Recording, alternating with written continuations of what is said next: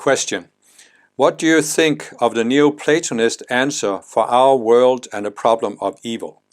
I find a deliberate creation myth contradicts the chaos and evil of our world.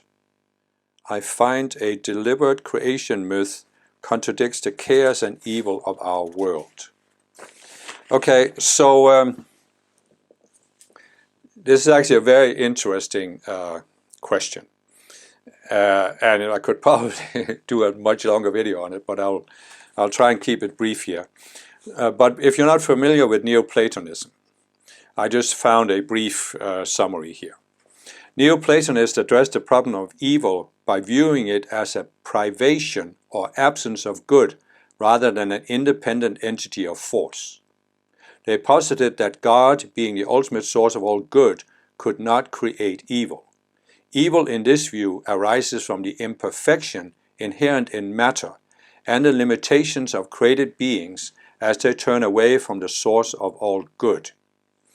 So there's actually much in this view that harmonizes with the teachings given by the Ascended Masters. And it's my view that Plato was very much inspired by, or perhaps even consciously working with the Ascended Masters, even though the Ascended Masters didn't present themselves publicly as Ascended Masters 2,500 years ago when Plato lived. So I think that the Neoplatonists who actually lived in the 3rd century after Christ, they had a lot of attunement with the Ascended Masters as well. So what the Ascended Masters are saying is also that there is no independent entity of force of evil. Evil is the result of choice. So in other words, what some of the Gnostics, for example, said was that the world was created as a polarity between God and the demiurge, which was the opposite of God.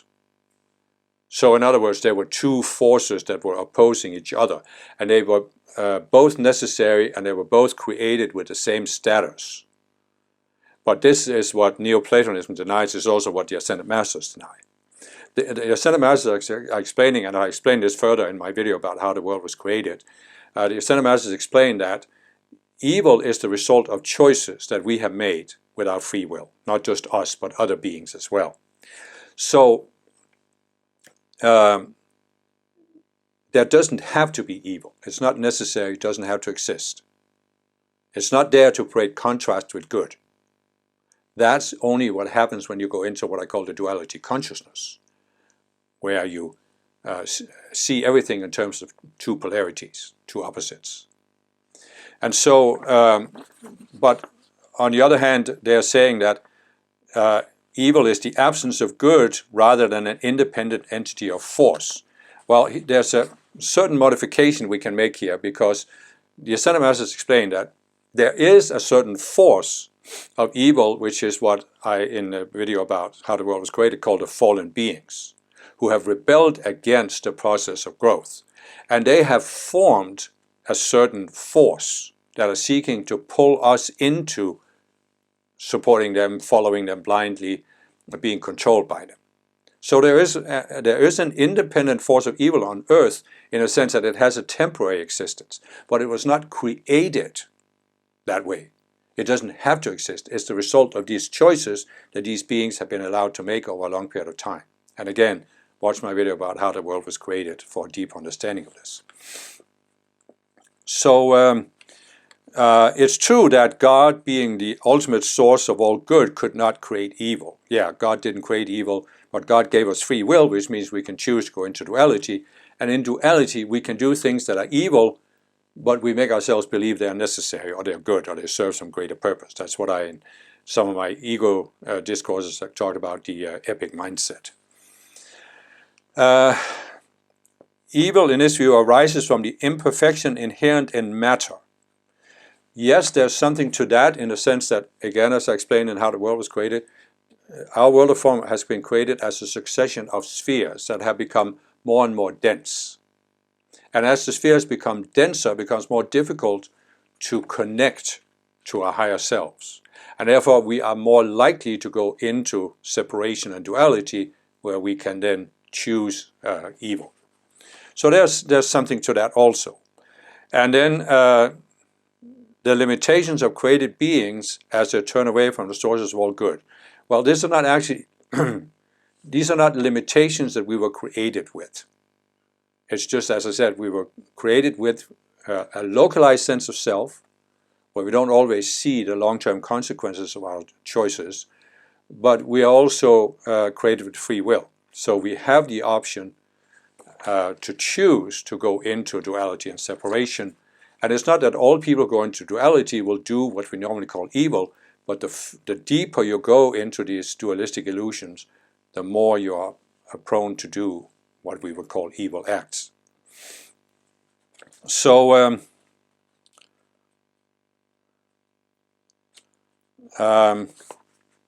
there's a few other points that I found here.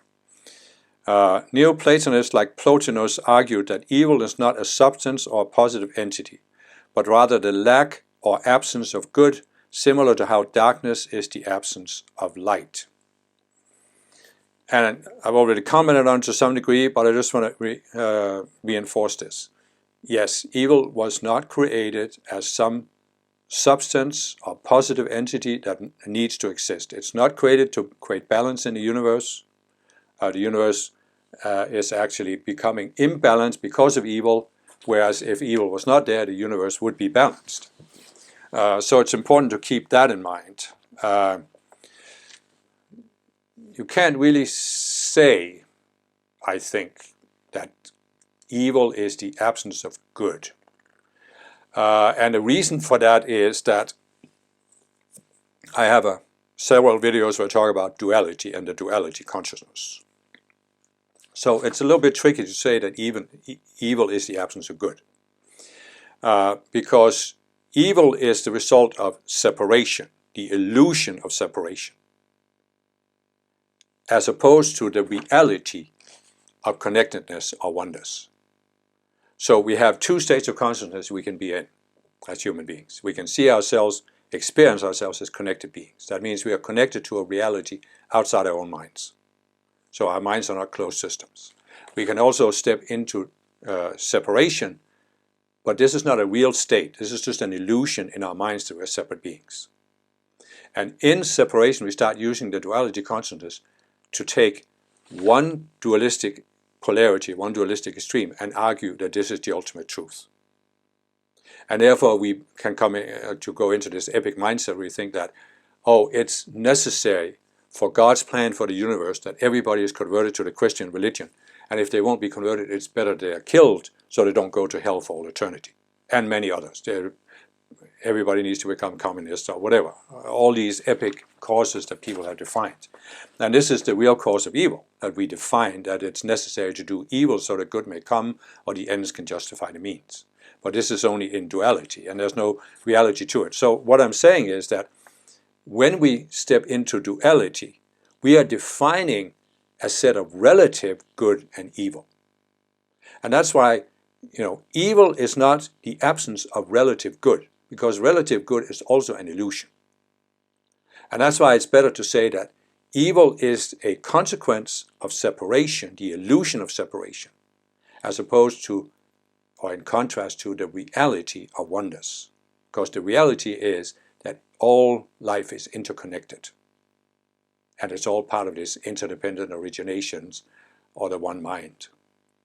And so it's important to keep that in mind, that evil or duality will define relative evil and relative good, and both are unreal. Another point they have is God's role. God, being the source of all being and goodness, is inherently good and cannot create evil.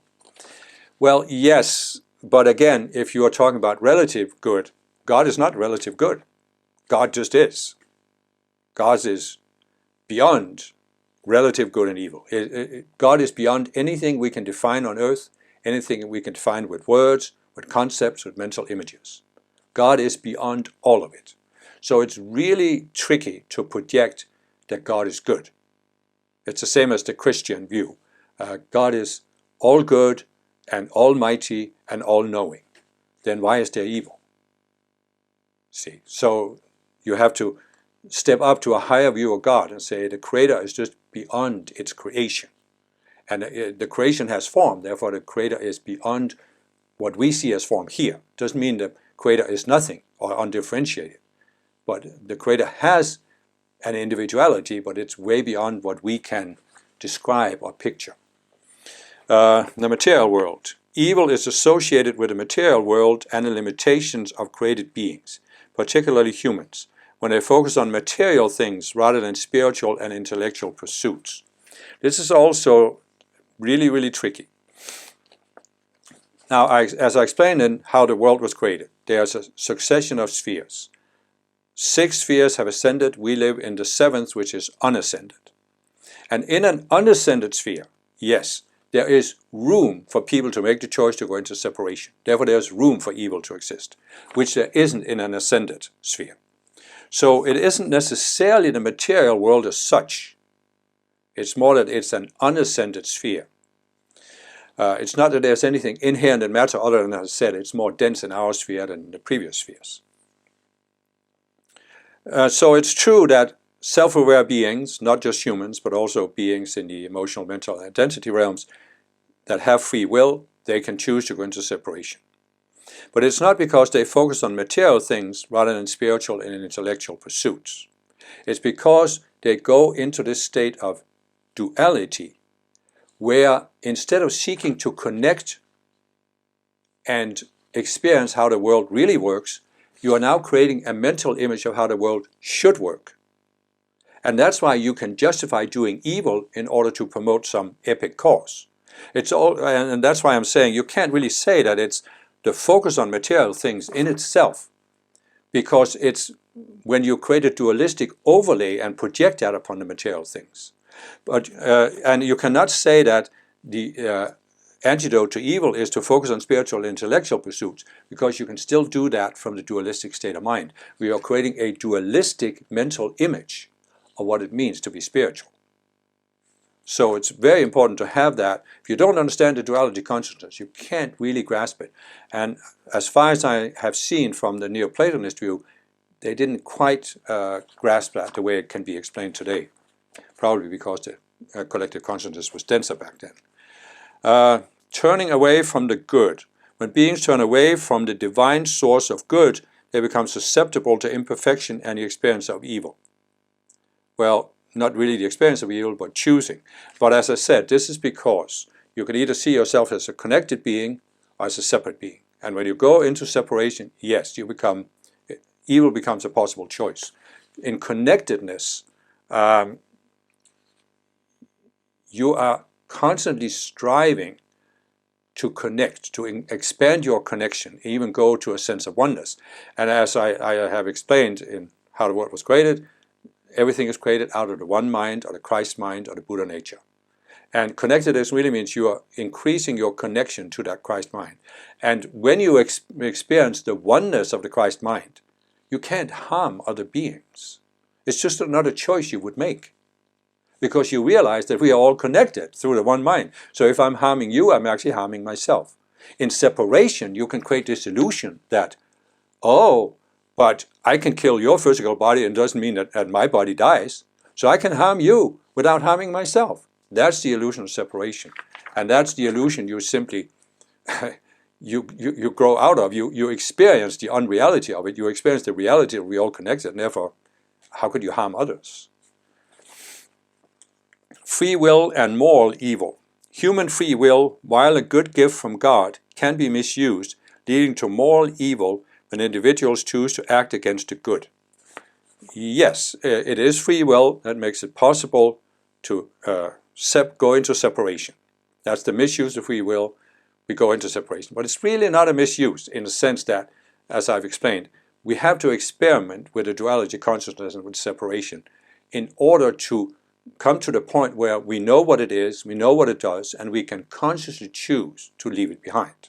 So it's really something we all have to experience with. That doesn't mean we have to go in and become evil beings, mass murderers and dictators who are killing millions of people. But we have to have some feel for what duality is, so we can consciously choose to leave it behind, because That's the only way we can ascend. We can only ascend when we have overcome all desire to experience separation. And so moral evil, when individuals choose to act against the good, yeah, but the duality consciousness is very good at defining this is the morally good and this is the morally evil. But they're both illusions. So acting against good, if it's relative good, yeah, it's a tricky concept, right? So only when you start seeing beyond duality can you really see what it means to use your free will in a way that doesn't make you do evil things, you could say. And finally, a final point, not an independent principle. Evil is not a separate active force or principle opposed to God, but rather a consequence of limitations and choices within a created order. Yes, that's exactly what the Ascended Masters is saying. It was not created as something that has to exist, as opposed to these, for example, the Gnostics who say that they are the two opposite, good and evil, that both have to exist and both are necessary to create balance. That's not a correct view, according to the Ascended Masters. So I think there's a lot of valid insights in the Neoplatonist view. And perhaps at some point I'll talk more about it. We'll see. But definitely there's some valid teachings there. But I think also, I mean, today there's so many more teachings given by the Ascended Masters, and they're giving specifically for today's age. So you could question, why go back and look at a teaching from 1700 years ago when you have a teaching that's given for our age today? But that's just the way I look at it.